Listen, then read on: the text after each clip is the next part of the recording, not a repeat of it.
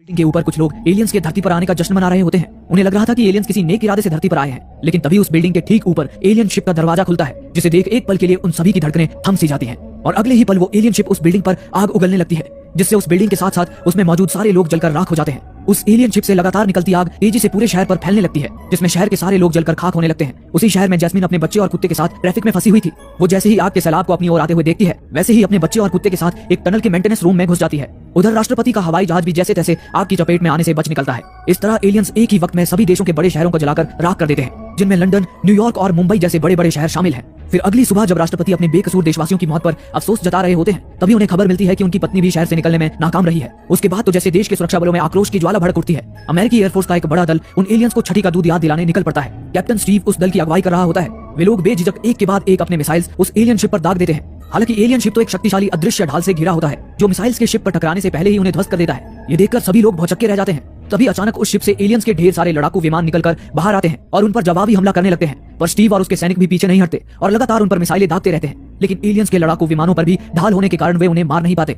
जबकि एलियंस के लड़ाकू विमान सारे फाइटर प्लेन्स को मार गिराते हैं। लेकिन स्टीव अब भी उनसे लड़ने के लिए संघर्ष कर रहा होता है। वो एक लड़ाकू विमान को लट्टू की तरह अपने पीछे घुमाता रहता है, पर अंत में स्टीव की जेट का ईंधन भी खत्म हो जाता है। लेकिन स्टीव अब भी हार नहीं मानता और उस एलियन विमान को चकमा देकर उसे क्रैश करवा देता है। साथ ही वो खुद भी इजेक्शन सीट की मदद से बच निकलता है। एलियन सिर्फ यहीं तक नहीं रुकते, वो एयरबेस पर भी हमला करके सारे सिपाहियों को मार डालते हैं। इस जंग में एलियंस ने स्टीव के एक जिगरी दोस्त को भी मार गिराया था, जिसका बदला लेने के लिए गुस्से से बौखलाया हुआ स्टीव क्रैश हुए विमान में मौजूद एक एलियन को घुसा मारकर बेहोश कर देता है और उसे पैराशूट में भरकर रेगिस्तान में घसीटता हुआ अपने साथ ले जाने लगता है। उधर दूसरी ओर हवाई जहाज में बैठे राष्ट्रपति अपने सैनिकों की मौत से बहुत ज्यादा दुखी होते हैं। तभी रक्षा मंत्री उन्हें एलियंस पर न्यूक्लियर हमला करने की सलाह देता है, जिसे सुनकर डेविड वहां आ जाता है और उनकी सलाह पर नाराजगी जताता है, क्योंकि अगर न्यूक्लियर हमला हुआ तो ये धरती रहने लायक ही नहीं बचेगी। उससे एलियंस को कोई फर्क पड़े ना पड़े, लेकिन पूरी मानव जाति का अंत जरूर हो जाएगा। इस बात पर रक्षा मंत्री और डेविड की बहस होने लगती है, जिससे राष्ट्रपति भी सिर पकड़कर बैठ जाते हैं। तभी जूलियस वहां आ जाता है और अपने बेटे का पक्ष रखते हुए कहता है कि डेविड ने ही आज उन सबकी जान बचाई है, ताकि वे सभी मिलकर एलियंस को धरती से खदेड़ सके। लेकिन वे लोग तो धरती को बचाने के बजाय उसे ही तबाह करने पर तुले हुए हैं। ये सुनकर सारे मंत्रियों की बोलती ही बंद हो जाती है। तभी जूलियस उन पर तंज कसते हुए कहता है कि सरकार ने उस वक्त भी बेवकूफी भरा फैसला लिया था, जब सन 1950 में मैक्सिको के रूसवेल में एक एलियन शिप क्रैश हुआ था।